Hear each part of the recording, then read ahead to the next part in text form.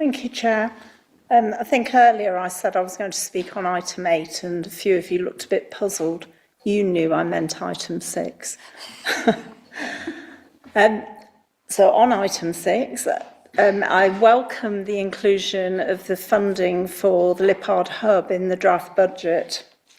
£19,000 might sound like a modest figure on a spreadsheet, but to people who rely on this centre, it means everything. Lippard Hub is so much more than a local resource for Wandon villages.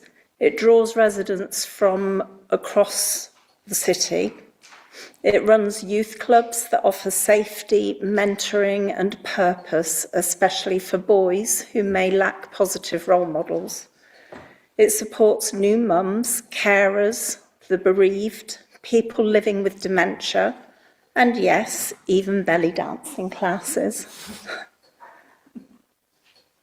These things build communities in joyful ways, but we need to look beyond this year. Worcester City Council will cease to exist by 2028, and while we can't tie the hands of the new unitary authority, we can send a message from this chamber that supporting community centres is not an add-on, it's essential to prevention, connection and local well-being.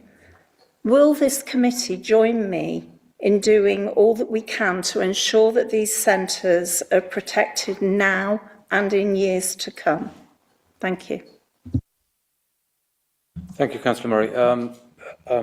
Obviously, as a local ward councillor, you're perfectly entitled to defend the assets in your building, and we would all love our community centres in terms of that. But I do need to kind of say, in terms of standardisation, the amount of money Lippard Grange does get is higher than if you give it per average to any other community centre within this city in terms of that. So it's 95,000, I think, was this community trust get across 6 centres, and Lippard Hub is getting more than that, and you've got a parish council within that, so you're under a parish council in terms of that. So that is a legacy of a previous funding formula under the Tory government and the Tory leadership that was in this council. So, you know, whether that remains the same going forward, I can't promise that, and neither can that. But in terms of if they were standardising other grants within our budgets, that, you know, that I can't make a promise that that won't be standardised going forward. However, the wider point in terms of protecting services and protecting our community centres,